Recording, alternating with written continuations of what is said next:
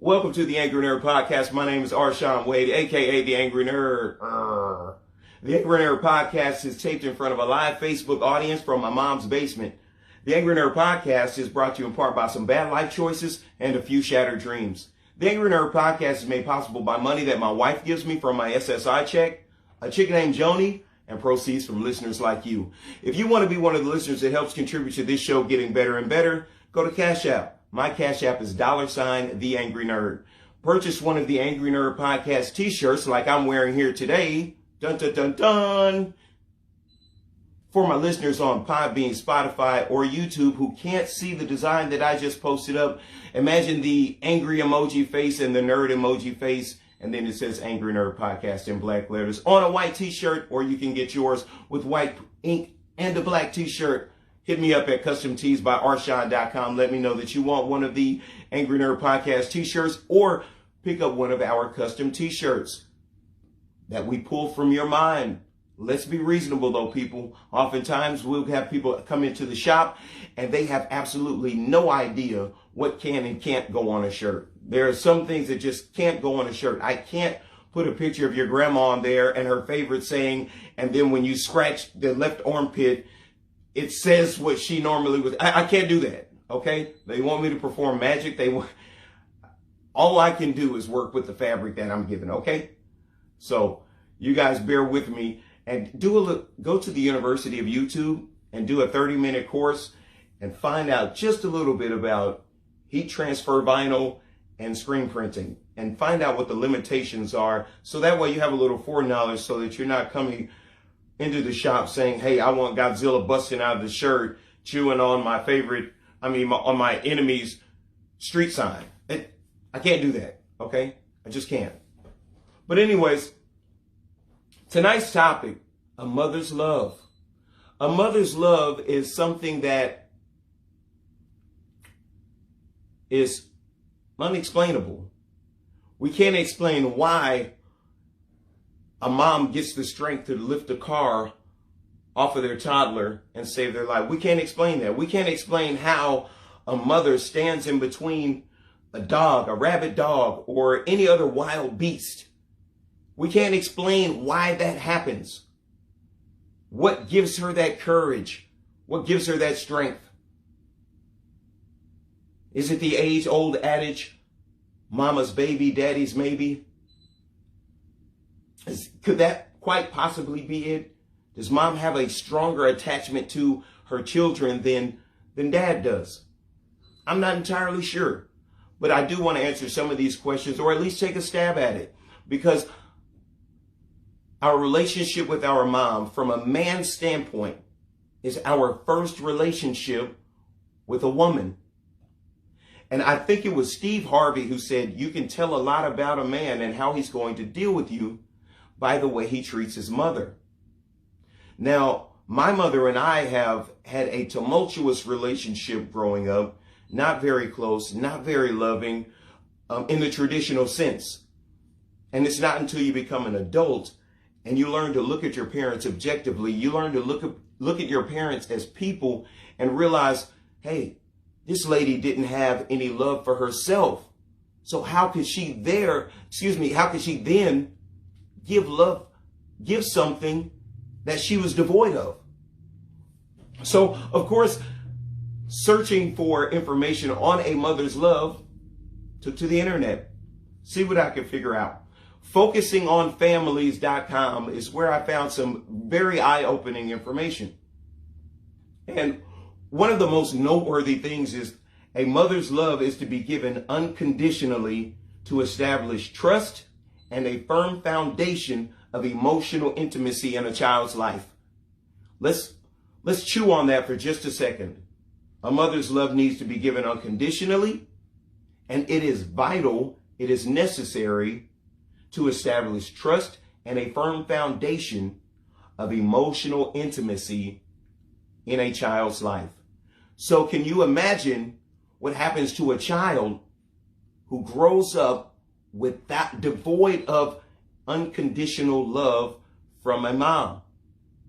What happens when this mom is so damaged? What happens when this mom is so hurt and riddled with turmoil from her previous experiences in life, and she doesn't have any unconditional love to give said child.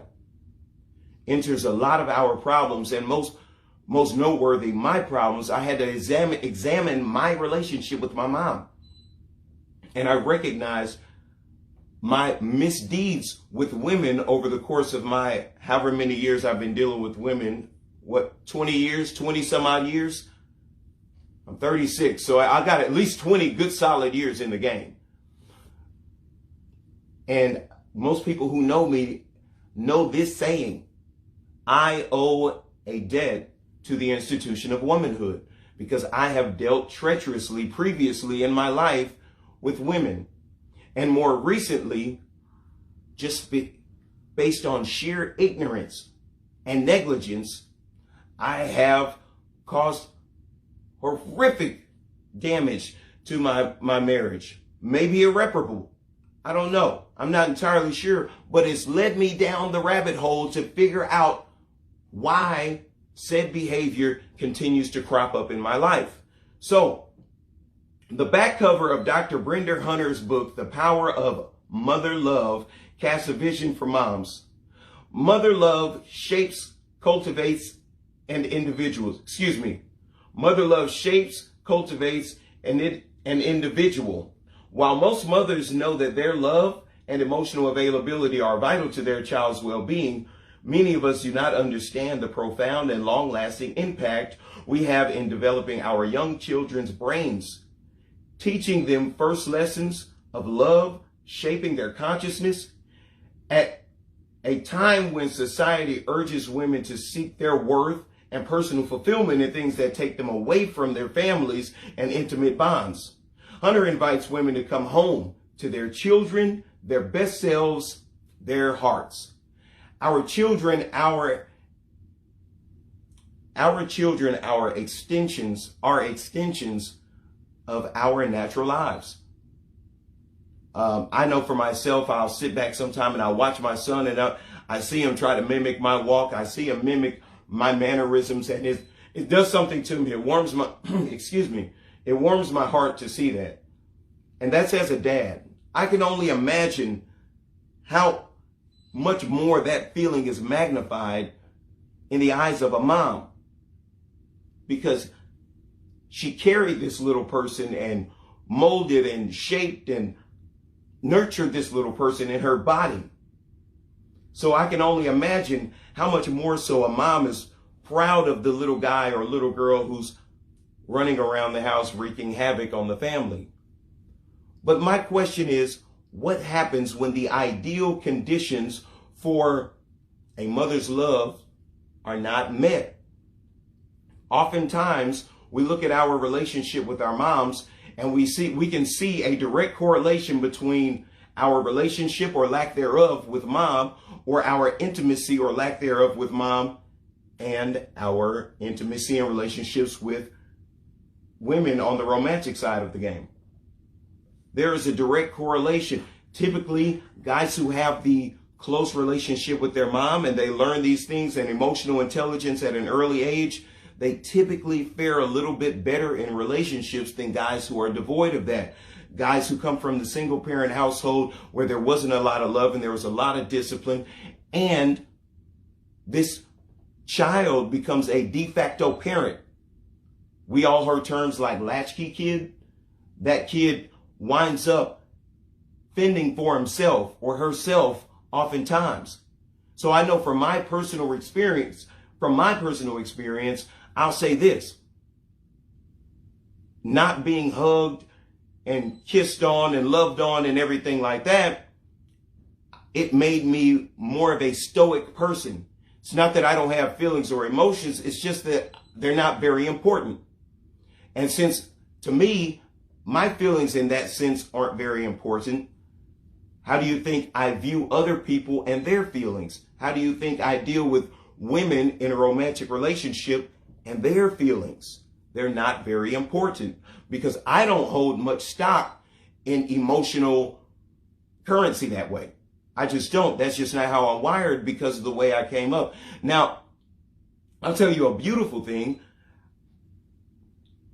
me and my mother have dedicated ourselves to working on our relationship.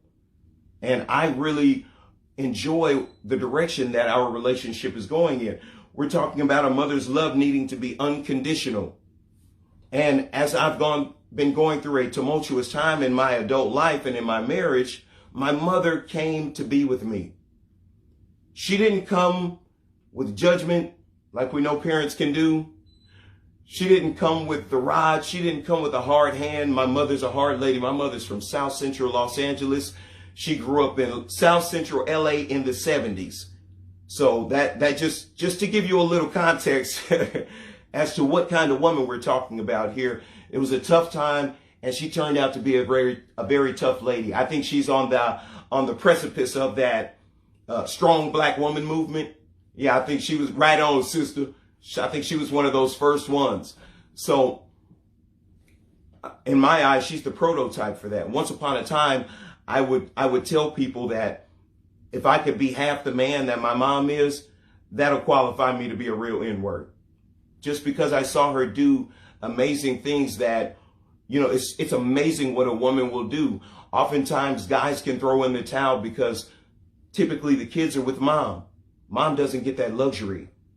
Mom goes to work and she puts up with the crap that the boss is putting out. Mom deals with the crap from baby dad. If he's giving or if he's not giving, whatever, mom has to make sure at all cost that this operation, a la the family unit, progresses at a reasonable rate. And what happens is mom gets cast in the role of, and I hate hearing women say this, mom/dad. And I have heard women say this, and I correct them all the times. I have to be the mom and the dad. No, you can never be a dad. You can be a phenomenal mother. You can be an exceptional mom. But at the end of the day, you are a woman. You can never be a dad. And there's always going to be a void there. But if we exercise unconditional love and we create this trust and this firm foundation of emotional intimacy, we can start producing young men who have emotional intelligence, who go into relationships and already understand what it takes to care for and love and nurture a woman in a relationship. So what I found is I'm not a good morning text kind of guy, because I genuinely don't care how you slept, and I genuinely don't care how good the food was. I never asked somebody, was your food good?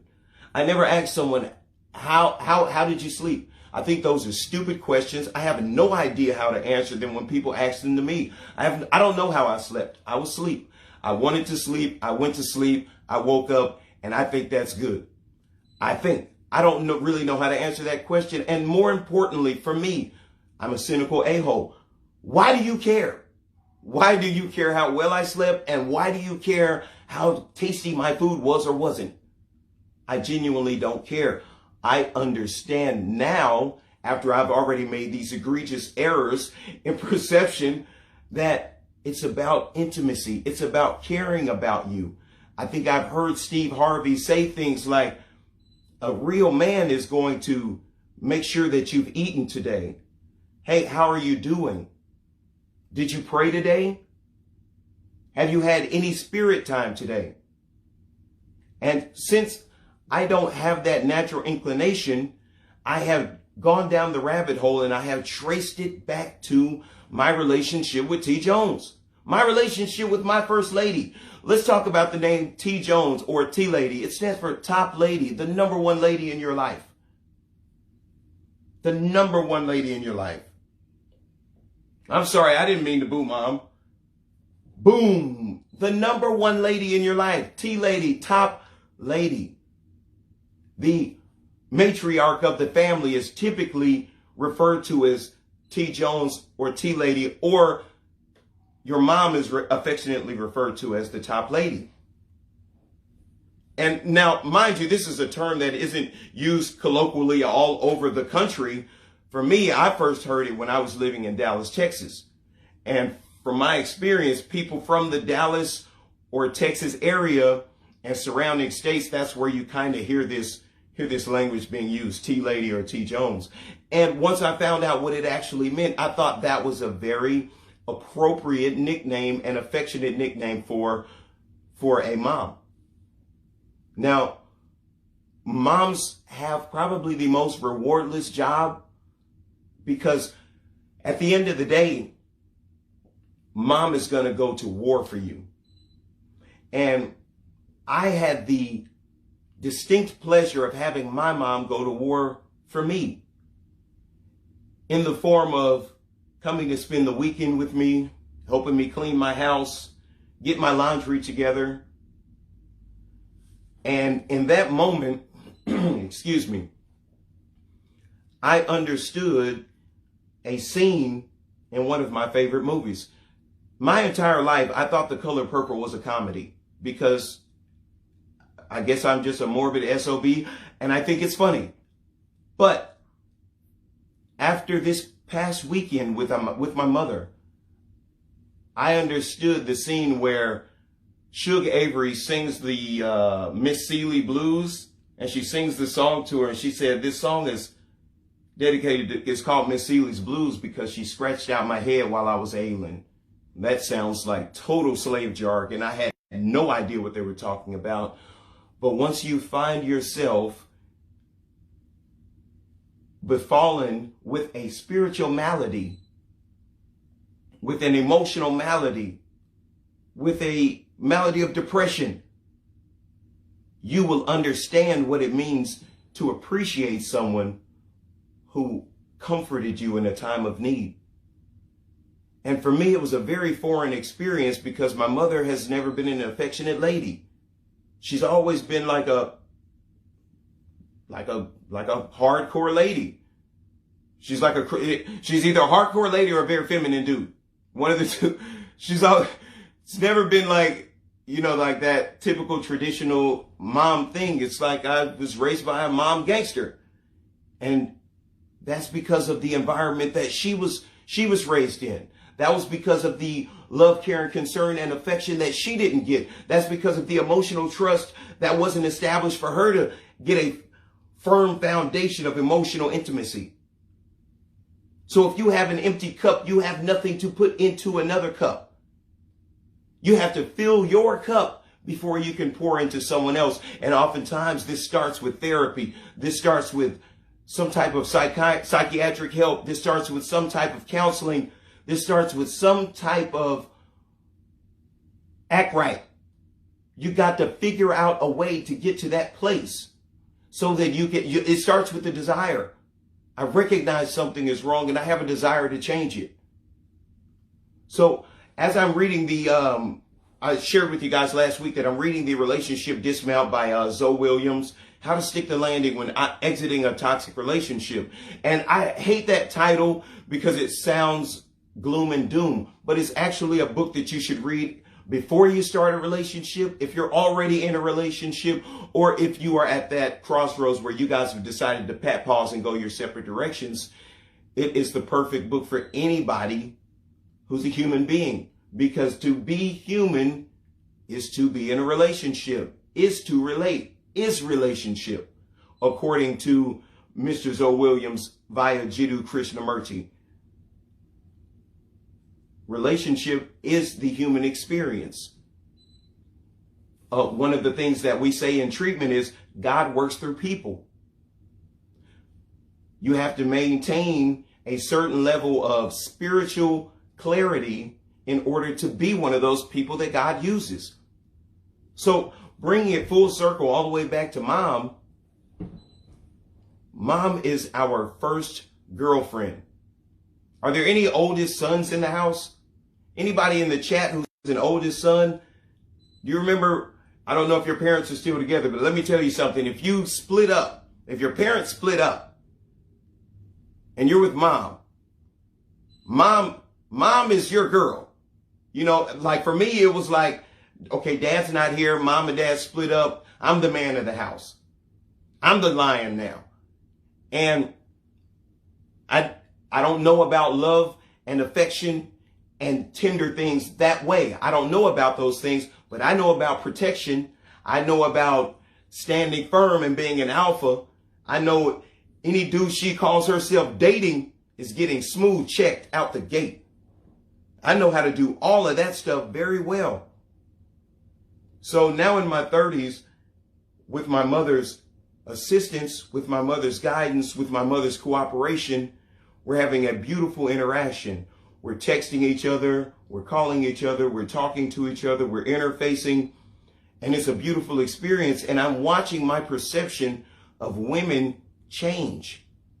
I'm watching my perception of women change. Now, for my guys who are out there in Facebook, Podbean, Spotify, or YouTube land, who have already had this relationship at the appropriate age, 6 months, 18 months, 24 months, for those of you guys, I get it now. For guys who are stone cold mama's boys, I get it now. I totally understand. And for those guys who have that great relationship with their significant other, who have the emotional intelligence to maintain a relationship, to maintain a marriage, or whatever the situation may be, I understand now. I understand the advantage that you have, because that relationship with your mom is a 100% precursor to how you're going to interface with women later on in life.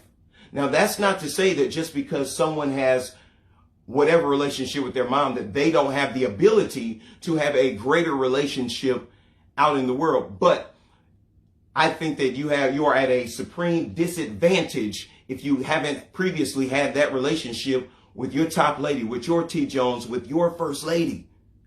I think that the deck is stacked against you in the dating sphere, in the marriage sphere, because there are so many things that you haven't cultivated. There are so many, what is that? Habits. There are so many habits that have to be in place in order to have a successful relationship. And those habits are cultivated with mom. I'll tell you why I never text a lady, good morning, how did you sleep? Because I've never checked on my mom that way, because we didn't foster that type of relationship. And I think it's beautiful right now that we are doing that. And it's an eye-opening experience. And it is a spiritual cleansing. She's healing from some stuff. I'm healing from some stuff. And it's a great experience. But we have to understand that a mother's love is supremely unique to the relationship between mother and child. For the very simple fact that this lady carried this human being inside her body for 9 months, 7 months. I don't know if you were premature, whatever your situation is. God bless you. And then she had her vagina transformed to have you. Or in my mother's case, she had her stomach cut open like a watermelon to get my big head ass out. Shout out to mom. I booed me for having a big ass head, and let's give mom a hand clap for having a C-section and getting me here. You know, listen, my mother's stomach looks like tapioca pudding when I was growing up. I didn't think about it as a kid. I just knew when she wore a bikini, I was like, that ain't it, sis. But now I'm like, Negro, how are you going to sit up here and roast your mom's stomach? That stomach is like that because of you, because your head was too big to come out of a vagina. But shout out to me having a big head, because mom, if I'd have came out, I would have transformed your vagina like everyone else's big head baby did. I got to think about that. Mom has an original vagina. Okay, I digress. I'm sorry. I went somewhere weird. Did I go too far? I went too far. Sorry. Anyways, so everything looks different to me now that I'm working on my relationship with my mom. And moms are always going to be there. They're always going to go to bat for their kids. And I was talking to my mom and I said, you know, moms have the ability to love unconditionally. I don't think dads do. I told my son, and I don't know if it's the right thing to do, but I told my 3-year-old, I said, hey man, it's a good thing you were born when you were born, because you're the first kid that I've had that automatically got my love. Man, your sister and your brother, they didn't get it out the gate. They had to earn it. Dads are built differently than moms. Think about it. Jeffrey Dahmer's mom was probably still saying, oh, they're mistreating my baby. They're disrespecting my baby. They're slandering his name. We saw his mom on the news. Anybody who can go find that old footage. His mom had something. You know who we didn't see? We didn't see his dad. And this is my theory on why we didn't see his dad, because it wouldn't have been a good look. Because dad would have said, listen, he's always been a problem. You made excuses for him. Remember when he was a kid? Remember the thing with the rabbits? Remember the ants? Remember the crawfish? I told you, there's something wrong with him, Maud. This kid is damaged. We need to take him back. What is wrong with this kid? And now look, he's eating people, and you're still in denial. You birthed a monster. And mom's like, that's my baby. They're wrong. No, he didn't do it. That boy ate 130 something women, raped and killed 130 something. He did that. But a mother will never. Your mom will hide you out if you're on the run. Dad will call the people and tell them, look, you can't bring that drama over here, boy. I worked 40 years to pay for this house. You think I'm finna let you come over here with your drugs and ruin that? Boy, get on up out of it. And mom and dad will fall out because mama is going to take care of her baby. Because mom loves that baby unconditionally. Mom's relationship is different because she felt that heartbeat inside of her. Mom's relationship is different because she held that baby to her breast and breastfed that baby, gave nourishment from her body to that baby. Very different relationship there. Very different relationship. A mother will go without so that her children can have. There aren't a lot of men that are willing to make that type of sacrifice. And I think most of it has to do with the fact that we are socialized to look at our women, namely our mothers, as weaker or lesser or something abstract. Oftentimes, we're not conditioned to look at our mothers as people. We look at mom as this automaton who doesn't get sick, who doesn't get scared, who doesn't get hurt, doesn't need sleep. And we can take this unconditional love for granted. We can misuse this unconditional love. We can abuse and neglect this unconditional love. When your mother's telling you, stay away from them boys, they ain't no good. When your mother's telling you, that girl right there is going to cause you problems. Well, I didn't have the firm foundation of emotional intimacy established with my mother based on societal conditions and based on economic conditions. It's very difficult to work on things like mental health and get family therapy when you're in poverty, when you have to figure out how the lights are going to stay on, when you're trying to figure out how in the world am I going to get graduation hat for this one? How am I going to get science class stuff for this one? It's very difficult to be focused on things like love, care, and concern when you have to figure it out. And what we see is mom today has turned into morphed into a dude on the psychological side of the game. So moms aren't as soft as they used to be. Moms aren't as tender as they used to be. And what's happening is we're churning out a bunch of emotionally retarded young men who go out into the world. I say retarded respectfully and clinically. I'm not making fun of anybody. I know you guys probably, not the R word.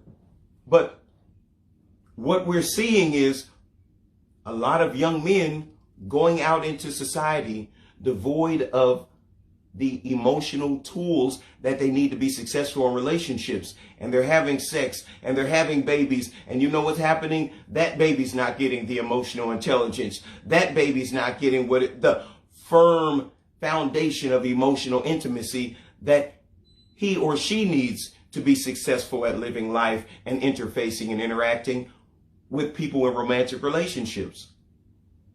So a lot of our social ills, here we go.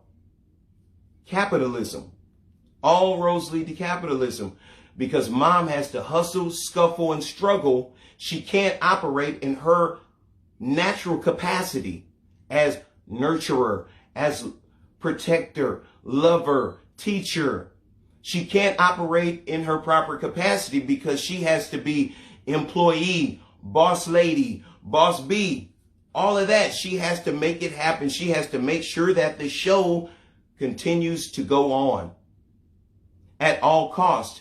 And one of the things that it costs is the relationship and the emotional bond between herself and her children. And what we do is we think that we are giving these things to our children. Why? Because we're providing for them. A lot of us come from lack. A lot of us parent from lack because we didn't have or we didn't get. So we parent from lack. One of my issues, I parent from a place of lack. I hug and kiss my kids incessantly. And even my 3-year-old's like, all right, you already kissed me, dang, move. Hey, I love you, buddy. Do you love me? I already told you 3 times today that I love you. How many more times do you need to hear it? Well, I was devoid of that. So what do? Overcompensate. So I can constantly, anytime my children are in my vicinity, I'm asking, hey, I love you. You love me?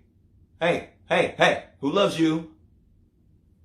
I overcompensate because I was devoid of said firm foundation of emotional intimacy.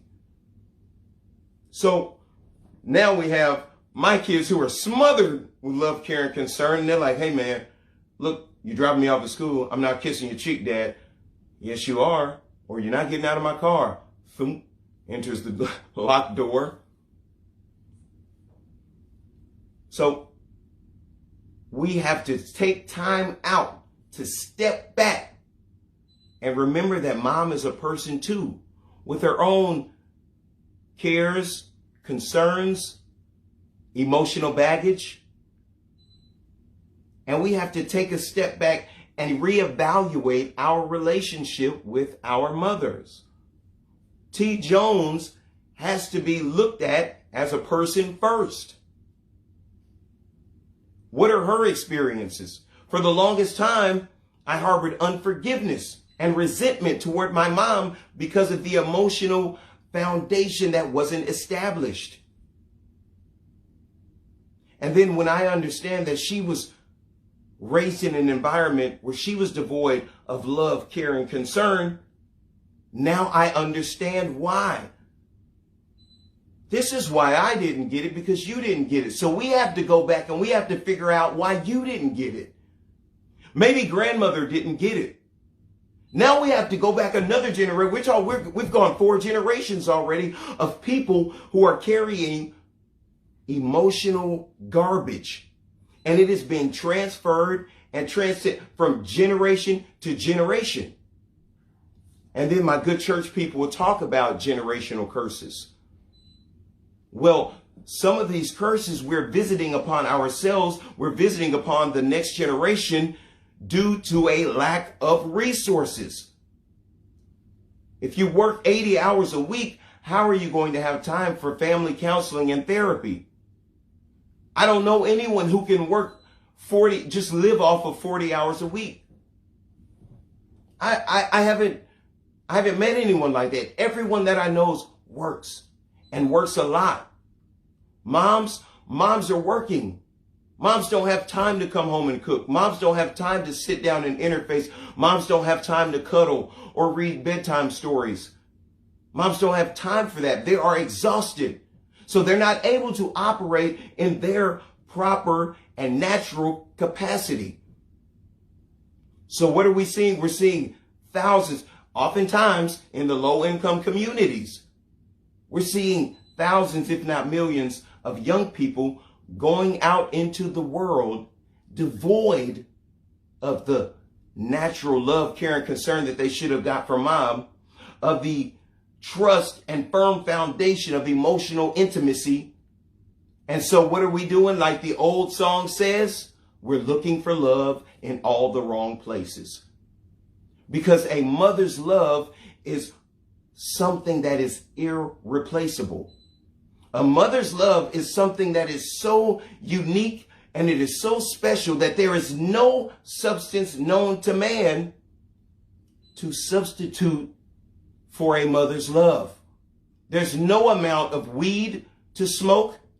And they got some good stuff out there on the market, but I'm telling you, it's not going to take the place of what you missed out, because mom had to go to work in this wicked capitalist society. And she had to neglect the love, care, and concern that she had for you in order to provide. So I think that there are some people, just based on knowing how many people are having problems in their relationships right now, just knowing how many people I know personally whose relationship is an emotional roller coaster.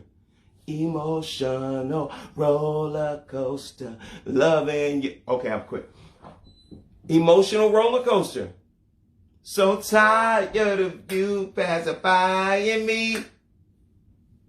Emotional roller coaster due to mom not being able to give you what you need. So what we have to do is we have to figure out, if your mother has passed on, rest in peace, respectfully.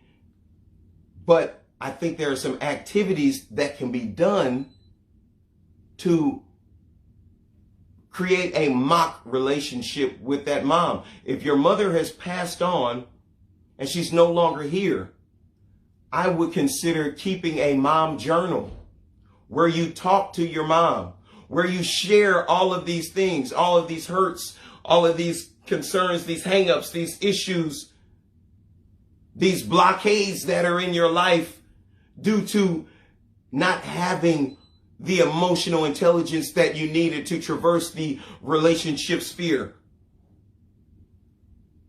Write a letter to your mom and just spill your guts. Because what I have figured out and what God has been righteous and awesome enough to show me and illustrate for me is that I'm never going to have a good relationship until I first be about the business of reparations to my first relationship with my first lady. And my first lady, thank God, because we have had a hell of a ride. Thank God that she is willing, and not only willing, but she has a desire to work on that relationship. So I'm super blessed in that respect, that I have a mom who's willing to say, hey, let's put all that in the past. There's nothing we can do about that. Only thing that we can do is build from here. I can't go back to when you were in the womb. I can't go back to when you were breastfeeding. There's nothing that we can do about that. That's done and that's gone. And let's deal with the aftermath of it, and let's rebuild. Let's clear the rubble. Let's clear the air. Let's talk about our issues. Let's talk about our problems. Let's heal. Let's get it out there in the open. Tell me about your feelings. Hold on. It's scary. I brought up the dreaded F word, feelings. Where's my bomb? Oh, that was a boo. Sorry. There's the bomb. And if you're wondering why you can't hear the bombs, you can't hear the music, you can't hear the drops, it's because you're going to have to go to Podbean, Spotify, or YouTube, one of these other platforms where you get the entire gamut of the Angry Nerd podcast experience until I get the new cable, and then I'll be able to bring the tunes and everything back to you guys in full effect. But we have to get with mom. And if you're in a situation where you have a mother who may be in rehab, or she may be incarcerated, or whatever the case may be, it's your responsibility to reach out to her. Don't be a stubborn SOB. Don't be a dirtbag. Well, she's the mom. She should reach out. No, they're old. They're not like that. Respectfully. They're older. They come from a different school of thought. They don't have the information that we have. Because why? They didn't have time to go get information, because they had to make things happen. They had to make a way out of no way. How do you think you got your school clothes? How do you think you got your school shoes?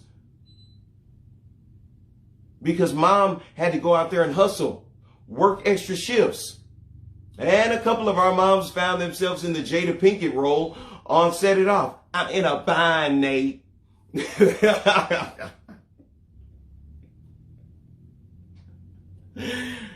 Hey, that's what a mom will do. I don't know of many dads who will go do unsavory things with a lady of poor moral character and able to get a couple of bucks. To be able to get a couple of bucks and pay the bills, they're just going to be like, look, man, we're going to have to share this pack of top ramen, brother. But a mom, like I said, a mom would kill a brick and drown a drop of water about her baby. And that's a mom who doesn't come from the streets, isn't a gangster. She's a mother. There is nobody more powerful. There is nobody more impactful. And there is nobody more important in your life than that first lady. T. Jones, T. Lady. T. Lady is top lady. That's the number one lady. That is in the country world of Dallas, Texas, that is the highest praise that a woman can receive in the community. The title of T. Lady, top lady. This is the matriarch of the family. Gam Gam. For my white brothers and sisters out there, this is the equivalent. T Lady is the equivalent of Gam Gam. Okay, you got it. All right. I had to slow down for you to catch up, but as long as you guys got it. Hey, John, what's going on? John Glidewell, my good brother, man. This is one of my really good friends. I really enjoy this guy. He has a great perspective. We're going to have him in the studio. Unbeknownst to him, he has no idea. We're going to have him on an episode just because I love his mind. I love the way he thinks all the way outside the box. Excuse me. And he's like the white version of me. He talks nonstop. So whenever we're together, it's crazy that we're both talkers and interrupters and we can have a conversation and it makes sense. So anyway, he's a really good guy and we are going to have him on the show. I'm going to record an episode of Talk Tuesday, which is where we do man talk and it's explicit and it's just barbershop talk. And that series is I'm going to keep you guys posted on when that series is going to roll out. We're doing the recordings and we're editing and everything like that. It's going to be a 10 episode series and it's going to air like one episode a week. So we're still recording and we're still editing because it's difficult to do 2 live shows a week. So, but getting back to a mother's love is the most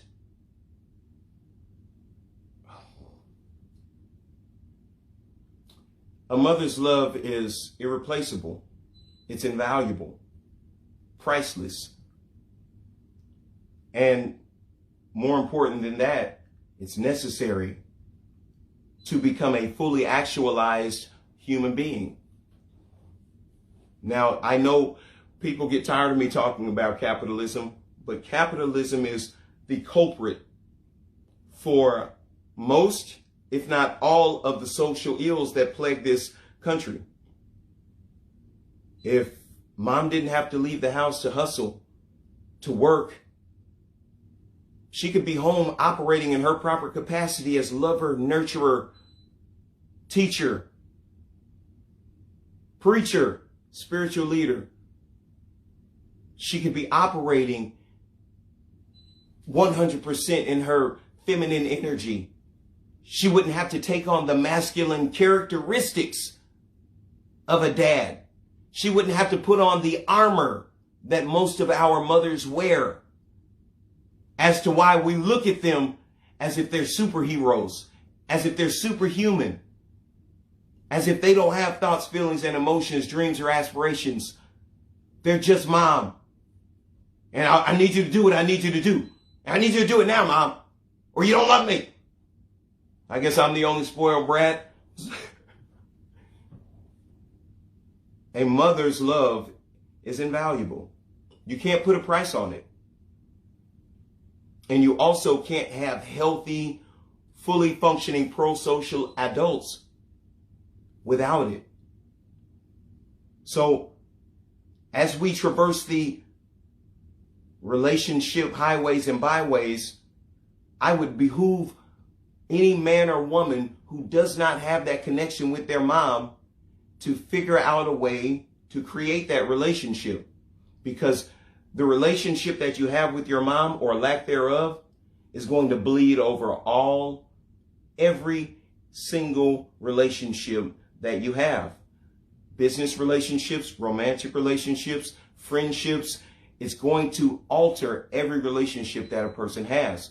So if you recognize that you're the common denominator in every relationship, friendship, business situation going awry, you may need to take a look at getting with your tea lady and getting down to some causes and conditions of why you all's relationship isn't what it should be, isn't what you would like for it to be. If you find yourself in a situation where you can't reach out to your tea lady, or it would put you at harm or put you at risk of injury or something like that, I don't know what the situation is, then you can use one of the other tactics, creating a mother journal or writing a letter to your mother. She may be incarcerated. She may have passed on. You guys may have had a great falling out, and it would put you at risk to contact her. Figure out one of these other activities that you can do, because at the end of the day, the key is to heal. The key is to get better. And you can only do that by doing the work.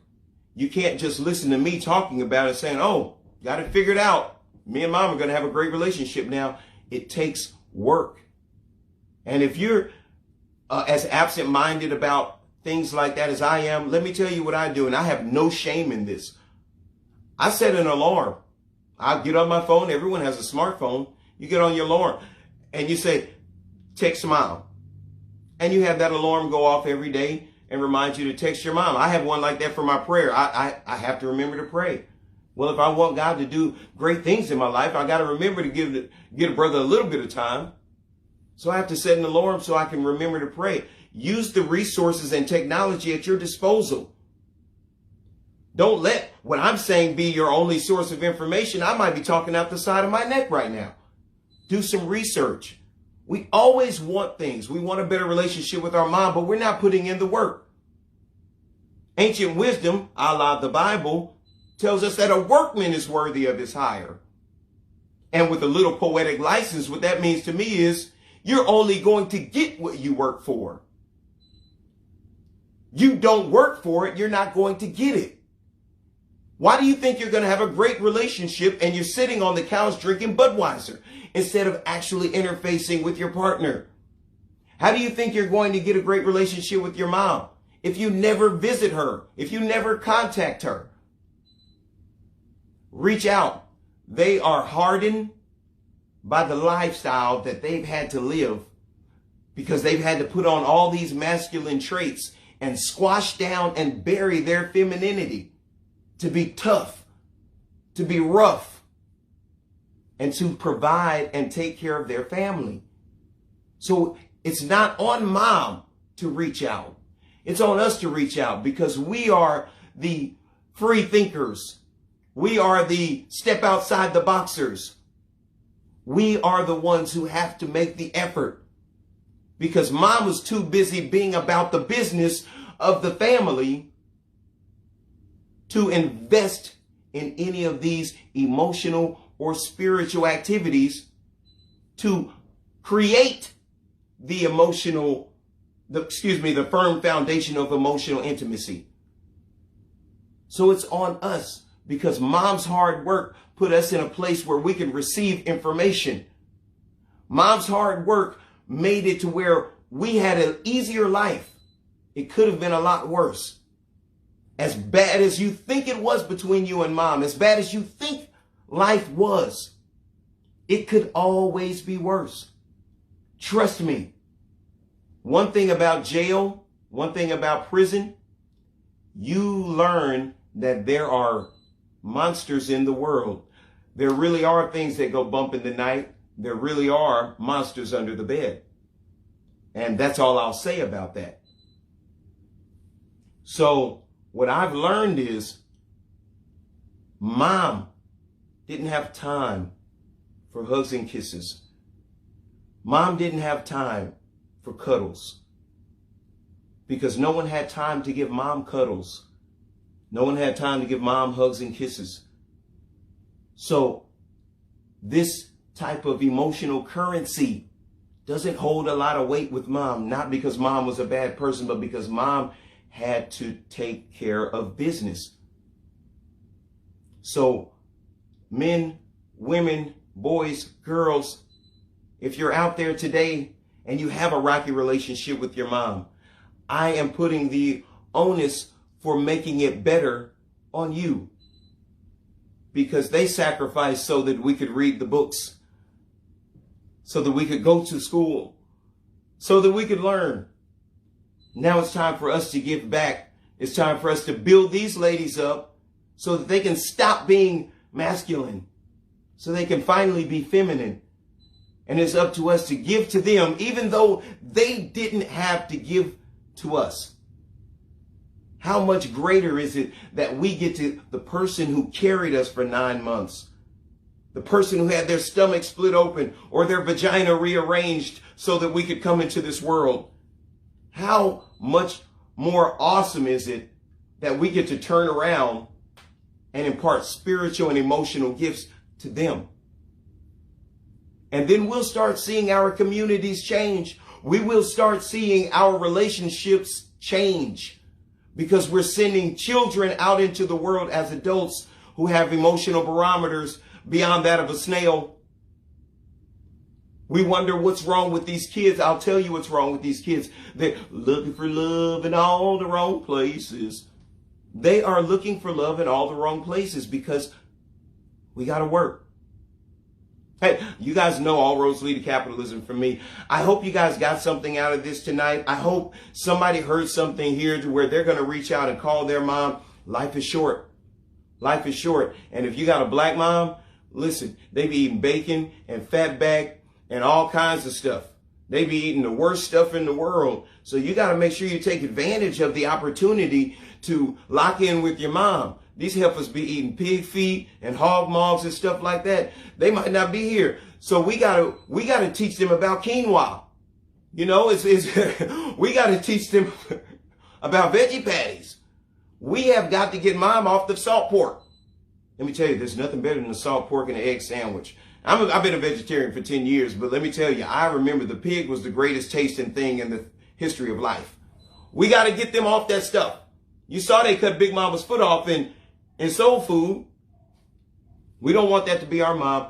We can't intervene. We can't help mom get these new habits until we decide to work on our relationship with mom so that we can have the rapport to say, heifer, you can't eat that.